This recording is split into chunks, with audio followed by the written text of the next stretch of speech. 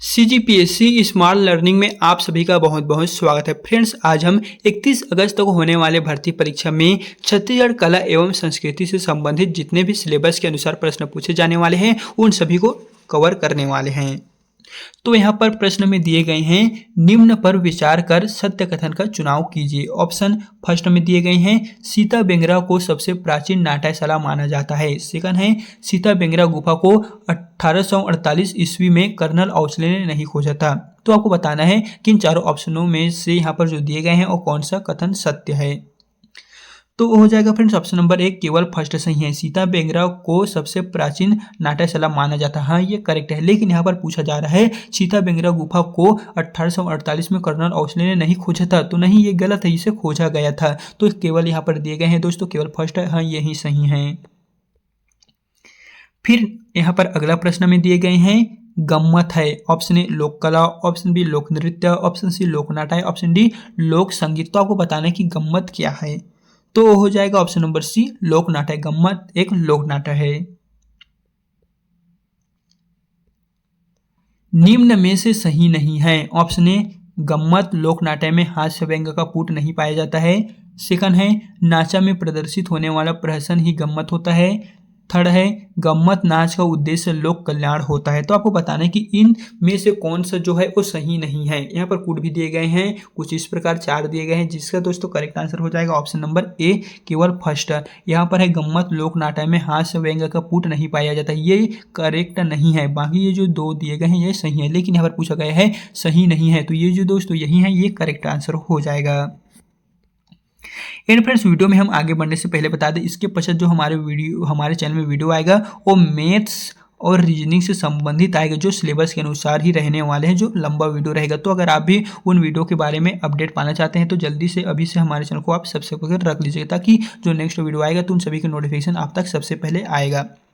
फिर यहाँ पर नेक्स्ट है, रास का छत्तीसगढ़ी रूपांतरण है। Option A Nacha, option B Gammat, option C Pandwani, option D Rahas. तो आपको बताना है कि रास का छत्तीसगढ़ी रूपांतरण क्या हो जाएगा। तो है डी रहस। दोस्तों नाम से ही आपको पता चल रहा है रास और रहस, रास का छत्तीसगढ़ी रूपांतरण रहस हो जाएगा।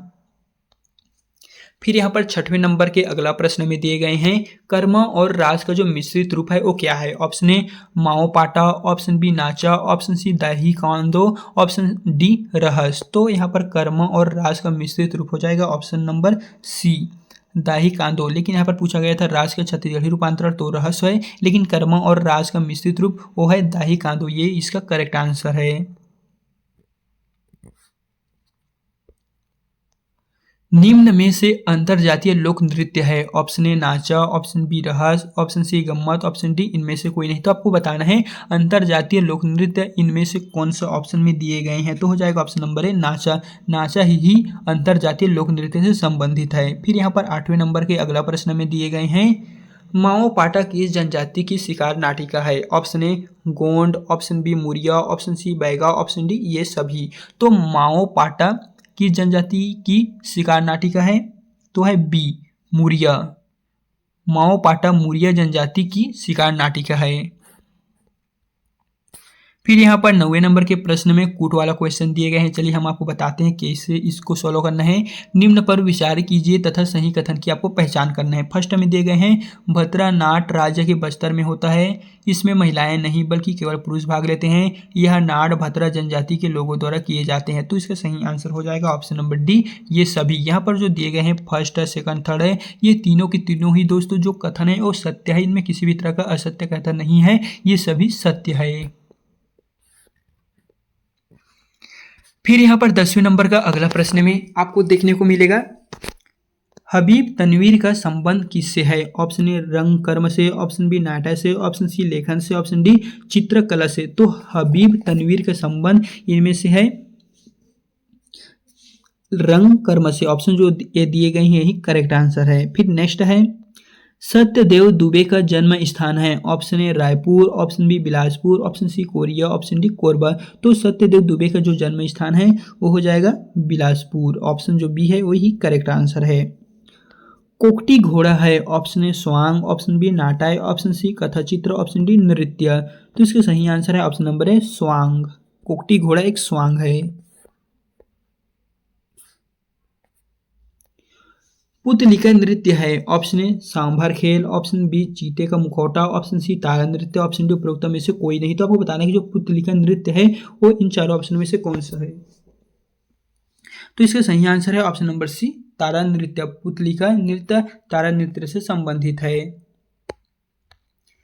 किस नृत्य में युवक युवतियां प्रणय के दृश्य को शारीरिक संचालन, भुजाओं एवं पैरों के संकेत तथा चेहरे की अभिव्यक्तियों के माध्यम से प्रदर्शित करते हैं? ऑप्शन ए सांभर नृत्य, ऑप्शन बी कोकटी नृत्य, ऑप्शन सी नक्ट नृत्य, ऑप्शन डी मांद्री नृत्य। तो इसका सही आंसर हो जाएगा फ्रेंड्स ऑप्शन नंबर डी मांद्री नृत्य। यानी कि मांद्री नृत्य में जो युवक युवती होते हैं वो शारीरिक संचालन, भुजाओं एवं पैरों के संकेत तथा चेहरे की अभिव्यक्तियों के माध्यम से प्रदर्शित करते हैं। फिर यहाँ पर अगला प्रश्न में दिए गए हैं सिंहासन खाली है तो ये क्या है बताना है। जैसे कि ये नाटक है, पत्रिका है, रचना है या निबंध है। तो 15वें नंबर का सही आंसर है ऑप्शन नंबर ए नाटक। सिंहासन खाली है जो है वो एक नाटक से संबंधित है, नाटक से बिलोंग करता है। फिर यहाँ पर 16वें नंबर के अगले प्रश्न में दिए गए हैं बिन पानी के द्वीप किसकी रचना है। यहाँ पर दोस्तों दिए गए हैं बिन पानी के द्वीप, ये बताना है किनकी रचना है। Option A doctor Shankar Shesh, option B Santosh Jain, option C Ashok Mishra, option D Somesh Agrawal. And दोस्तों बता दें आप जिस भी एग्जाम की तैयारी कर रहे हैं तो उस एग्जाम का नाम आप हमें कमेंट में बता दीजिए। हमारे चैनल पे उस एग्जाम से रिलेटेड भी जो वीडियो में सिलेबस के अनुसार प्रश्न रहेंगे उनको हमारे चैनल के द्वारा कवर किया जाएगा। तो जल्दी से आप उस एग्जाम के नाम बता दीजिएगा। तो 16वें नंबर का सही आंसर है option number A doctor Shankar शेष। बिन पानी द्वीप के ये रचना है डॉक्टर शंकर शेष के। फिर यहाँ पर अगला प्रश्न है श्रीमती सुरुचबाई खांडे लोक नाटक की किस विधा से संबंधित है। Option A Pandwani, option B Dahi Kando, option C गम्मत, ऑप्शन डी भरथरी। तो जो श्रीमती सुरुचबाई खांडे जी हैं वो किससे संबंधित है। तो हो जाएगा ऑप्शन नंबर डी भरथरी से। भरथरी से संबंधित है जो लोक नाटक विधा से आते हैं। फिर यहाँ पर दिए गए हैं निरंजन महावर की कृति है। ऑप्शन ए भारत की आदिवासी कला, ऑप्शन बी भारत का लोक रंगमंच, ऑप्शन सी छत्तीसगढ़ का विश्वकोश, ऑप्शन डी उपरोक्त सभी। तो 18वें नंबर का सही आंसर हो जाएगा ऑप्शन नंबर डी उपरोक्त सभी। निरंजन महावीर की जो कृति है वो भारत की आदिवासी कला, भारत का लोक रंगमंच, छत्तीसगढ़ का विश्वकोश, ये तीनों की तीनों ही हो जाएगा। तो ऑप्शन जो डी दिए गए हैं यही करेक्ट आंसर है। गोंडी चित्रकला के चित्रकार है। Option A Anand Singh Shyam, option B Jangarh Singh Shyam, option C A और बी दोनों, ऑप्शन डी उपरोक्त में से कोई नहीं। तो आपको बताना है गोंडी चित्रकार के जो चित्रकार हैं वो इनमें से कौन सा है। तो हो जाएगा ऑप्शन नंबर सी ए और बी दोनों। यानी कि आनंद सिंह श्याम और जनगढ़ सिंह श्याम ये दोनों ही गोंडी चित्रकला के चित्रकार हैं। बेलगुर मंडावी का जन्म कहाँ हुआ था। ऑप्शन ए रायपुर में, ऑप्शन बी बस्तर में, ऑप्शन सी नारायणपुर में, ऑप्शन डी दुर्ग में। तो आपको बताना है कि बेलगुर मंडावी का जन्म कहाँ पर हुआ था। तो हो जाएगा दोस्तों ऑप्शन नंबर सी नारायणपुर में। नारायणपुर में उसका जन्म हुआ था। फिर यहाँ पर अगला प्रश्न में दिए गए हैं बेलगुर मंडावी किस जनजाति के बिलोंग करते हैं। यहाँ पर दिए गए हैं बेलगुर मंडावी का जन्म कहाँ हुआ था, नारायणपुर में। लेकिन यहाँ पर पूछा गया है बेलगुर मंडावी किस जनजाति के चित्रकार हैं। तो option A Bhadra, option B Mudiya, option C Muria, option D Madiya. तो 21वें नंबर का सही आंसर हो जाएगा option number B Mudiya. Belgur Mandavi Mudiya जनजाति के चित्रकार हैं जो नारायणपुर से संबंधित है। उनका जन्म नारायणपुर जिले में हुआ था। फिर यहाँ पर अगला प्रश्न दिए गए हैं निम्न पर विचार कीजिए तथा सत्य कथन की पहचान कीजिए। ऑप्शन ए में है मिट्टी शिल्प आदि शिल्प है, दो है बस्तर का मिट्टी शिल्प अलग पहचान रखता है। तो दोस्तों यहाँ पर कुछ यहाँ पर प्रश्न दिए गए हैं 22 में। चलिए इसका जो ऑप्शन बताते हैं कूट दोनों में से कौन सा कथन जो है वो सत्य है। तो हो जाएगा फ्रेंड्स ऑप्शन नंबर सी। यानी कि हम आपको बता दें पहला और दूसरा दोनों ही कथन सत्य है। यहाँ पर दिए गए हैं मिट्टी शिल्प आदि शिल्प है, बस्तर का मिट्टी शिल्प अलग पहचान करता है। ये जो दो कथन दिए गए हैं दोस्तों दोनों के दोनों ही कथन सत्य है। यहाँ पर आप देख लीजिए कौन कौन से जो कथन है वो सत्य है।